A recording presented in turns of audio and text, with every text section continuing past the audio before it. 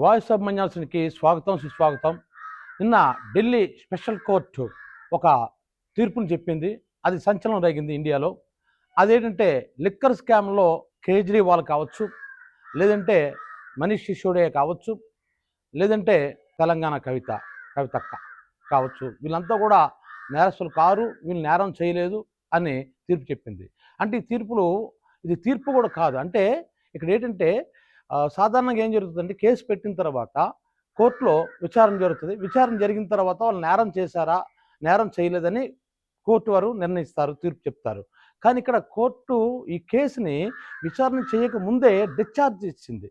అంటే దీనికి ప్రైమ ఫాసి లేదు, అంటే కనీస సాక్ష్యం లేదు, అదేవిధంగా ఇది కల్పితం, ఇది కుట్రపూరితంగా జరిగినట్టుగా ఉంది, ఇది ఊహాజనితంగా ఉంది తప్ప ఇందులో ప్రాథమిక సాక్ష్యాధారాలు లేవు అని స్పెషల్ కోర్టు జడ్జి క్లియర్ వ్యాఖ్యానించడం జరిగింది.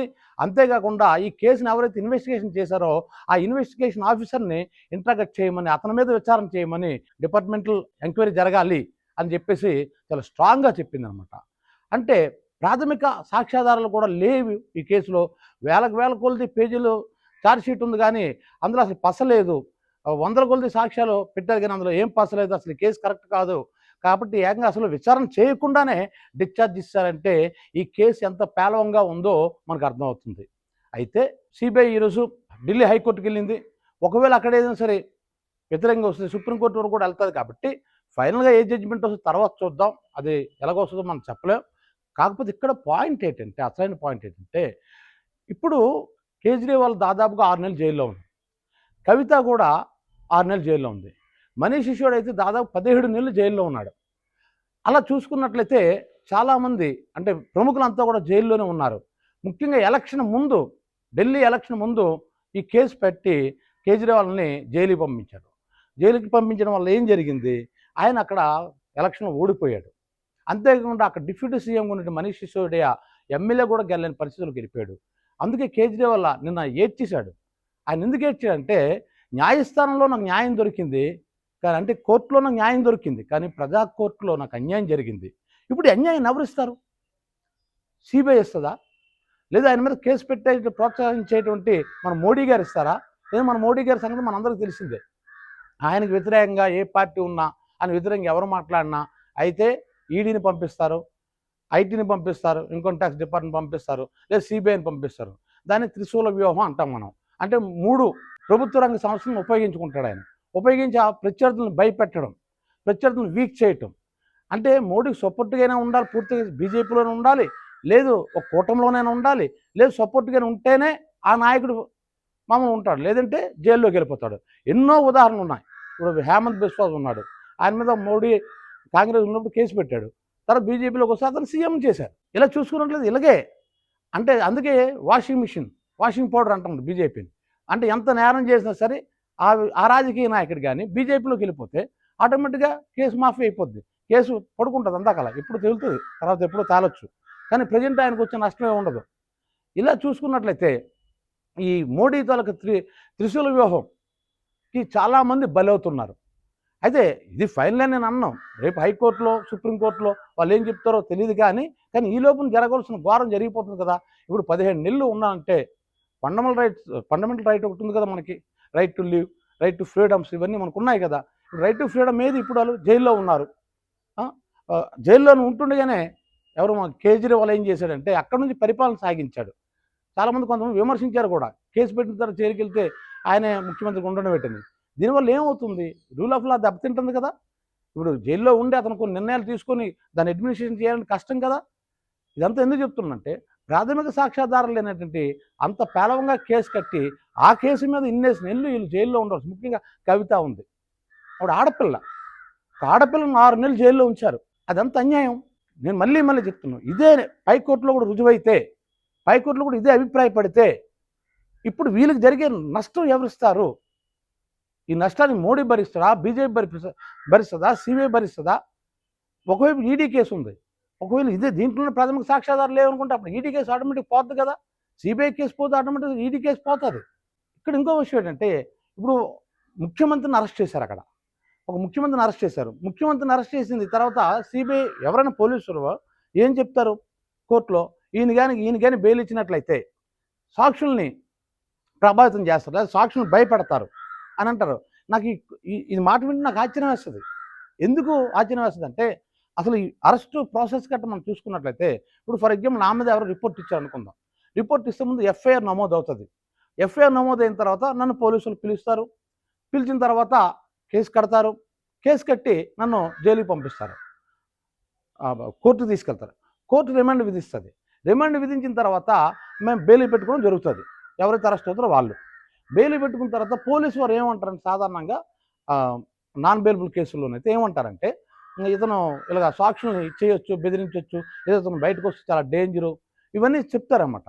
ఇక్కడ కేజ్రీవాల్ లాంటి ఒక సీఎం బయటకు వచ్చి సాక్షుల్ని బెదిరిస్తారో ప్రభావితం చేస్తారని చెప్తే, ఇక్కడ పాయింట్ ఏంటంటే, ఎప్పుడు బెదిరిస్తాడు? ఛార్జ్ షీట్ వేసే లోగా బెదిరిస్తాడా? ఛార్జ్ షీట్ వేసిన తర్వాత బెదిరిస్తాడా? కొద్దిగా ఆలోచించి చూడండి. అసలు ఈ పాయింట్ మీద బెయిల్ ఎందుకు ఎవరో నాకు ఎప్పటికీ అర్థం కావట్లేదు. ఈ పాయింట్ చాలా వ్యాలిడ్ పాయింట్ అండి. ఇక్కడ ఎవరో టచ్ లేదు ఇంతవరకు. ప్రతి కేసులో వీళ్ళు అనేది ఏంటంటే, జగన్ కేసులో అలాగే జరిగింది, లేదా చంద్రబాబు నాయుడు కేసులో అలాగే జరిగింది.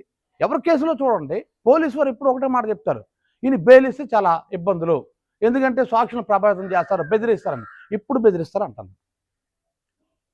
ఓకే, బెయిల్ ఇచ్చి బయటకు వచ్చి అనుకుందాం, న్యాయస్థానం నమ్మలేదు కొన్ని పోలీసు వారి మాట, బెయిల్ శాంక్షన్ చేసింది.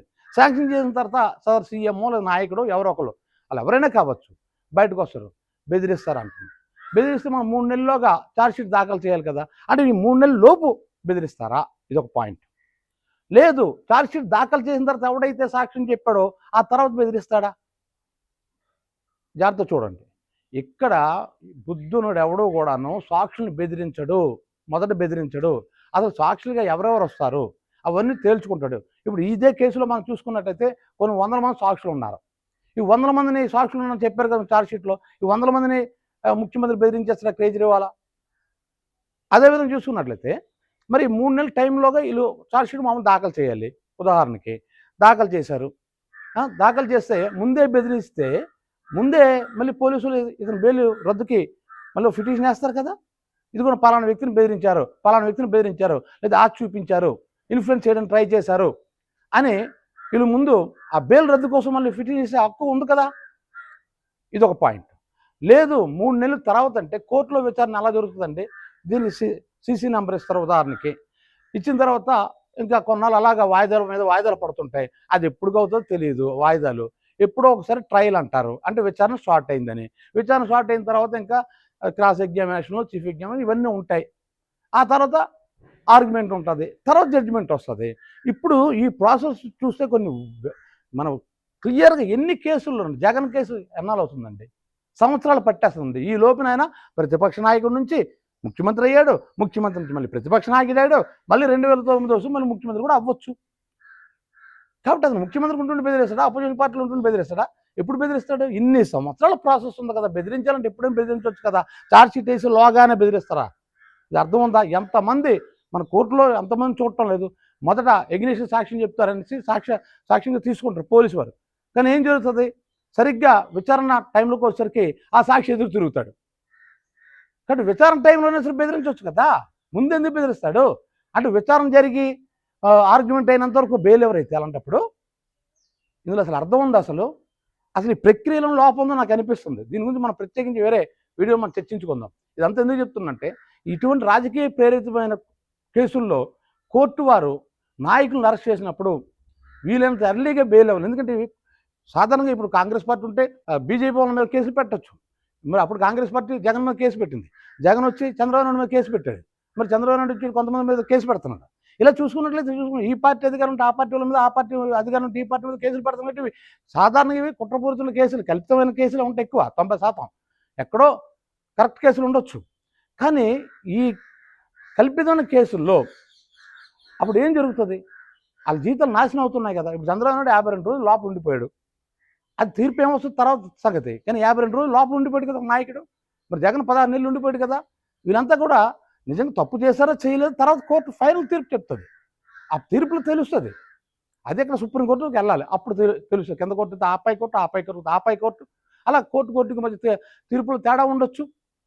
సో కాబట్టి అతను బయటకు వస్తే అతను సాక్షిని ప్రభావితం చేయడం అనే ఒక అంశం ఒకటి జాగ్రత్తగా కోర్టులు కొద్దిగా ఆలోచించాలి. అలాగే ఈ రాజకీయ నాయకుల మీద పెట్టే కేసులు ఇందులో ఎక్కువ శాతం ఇలాంటి పగ తీర్చుకోవడాలు గట్టా లేదా ఆ వ్యక్తిని కొద్దిగా ప్రజల్లో పలుకుబడి తగ్గించాలని కానీ ఇలా చేయడానికి కేసులు పెట్టడానికి అవకాశం ఉంది. కాబట్టి అలాంటి విషయంలో కోర్టులు కొంచెం జాగ్రత్తగా చూడాలి. ఎందుకంటే ప్రైమరీ ఫసీ లేదు అని క్లియర్గా ఇప్పుడు హైకోర్టు స్పెషల్ కోర్టు చెప్పిన తర్వాత మరి ముందు కోర్టులు ఎందుకు అసలు బెయిల్ ఇవ్వలేదు? మరి అప్పుడు తప్పు ఎవరు చేసినట్లు? న్యాయస్థానాలు చేసినట్టు కూడా ఇప్పుడు అర్థం వస్తుంది కదా. మామూలుగా అయితే న్యాయస్థానం కామెంట్ చేయకూడదు. నేను జనరల్గా కేసులన్నింటి గురించి నేను చెప్తున్నాను. మరి ఇక్కడ ఢిల్లీ స్పెషల్ కోర్టు క్లియర్గా ప్రైమరీ ఫసీ సాక్ష్యాధారాలు లేవు, ప్రాథమిక సాక్ష్యాధారాలు లేవు అన్నప్పుడు మరి ఆయనకి బెయిల్ ఎందుకు ఇవ్వలేదు? 16 నెలలు బెయిల్ ఒకరికి ఇవ్వలేదు, 6 నెలలు బెయిల్ ఒకరికి ఇవ్వలేదు, ఒక స్త్రీకి కూడా 6 నెలలు బెయిల్ ఇవ్వలేదు కవితకి. మరి వాళ్ళ జీవితం ఏమవుతుంది? ప్రైమరీ ఫసీ లేనప్పుడు ఎందుకు అన్నాళ్ళు ఉంచారు అంటే సిబిఐ అబ్జెక్షన్ చేస్తుంది. బెయిల్ ఇవ్వచ్చో లేదని దగ్గర వాళ్ళు అబ్జెక్షన్ చేసి వాదిస్తారు. ఇప్పుడు ఇచ్చేటువంటి డిశ్చార్జ్ ఏదో అప్పుడు కానీ చూసి ఇందులో ప్రైమరీ ఫసీ సాక్ష్యాధారాలు లేవు కాబట్టి బెయిల్ ఇచ్చేవచ్చు అని ఆరోగ్య కోర్టులు నిర్ణయించుకుంటే బాగుంది. ఎందుకంటే సుప్రీంకోర్టు ఈ మధ్యకాలంలో ఏం చెప్తుందంటే కింద కోర్టు చూడండి, పోలీసు వారు ముద్దని తీసుకురాగానే రిమాండ్ ఇచ్చేయండి, అసలు కేసు ఏంటి, ప్రైమరీ ఫసీ ఉందా లేదా అది చూసి అప్పుడు రిమాండ్ పంపించాలి లేదా నిర్ణయం తీసుకోండి అని చెప్పేసి క్లియర్ కట్గా సుప్రీంకోర్టు గైడ్ లైన్స్ కూడా ఇచ్చింది. కాబట్టి అయితే ఈ కోర్టులో సుప్రీంకోర్టు కూడా బెయిల్ ఇవ్వలేదని తెలుస్తుంది. సబ్జెక్ట్ టు ద కరెక్షన్ నా జ్ఞాపకం ఉన్నంత వరకు. ఏదైనప్పుడు కూడా ఇటువంటి కేసుల్లో అపోజిషన్ పార్టీలు దొరికిపోతున్నాయి, ముఖ్యంగా ప్రాంతీయ పార్టీలు దొరికిపోతున్నాయి. నెదగనివ్వకుండా జాతీయ పార్టీలు నొక్కేస్తున్నాయి. ఇక ఇలా ఉంటే ప్రజాస్వామ్యానికి మరి విలువ ఉండదు, విలువ తగ్గిపోద్ది, ఇవన్నీ తగ్గిపోద్ది. ఈ వీడియో మీకు నచ్చినట్లయితే వాయిస్ ఆఫ్ మన్యాసన్కి లైక్ చేయండి, షేర్ చేయండి, సబ్స్క్రైబ్ చేయండి.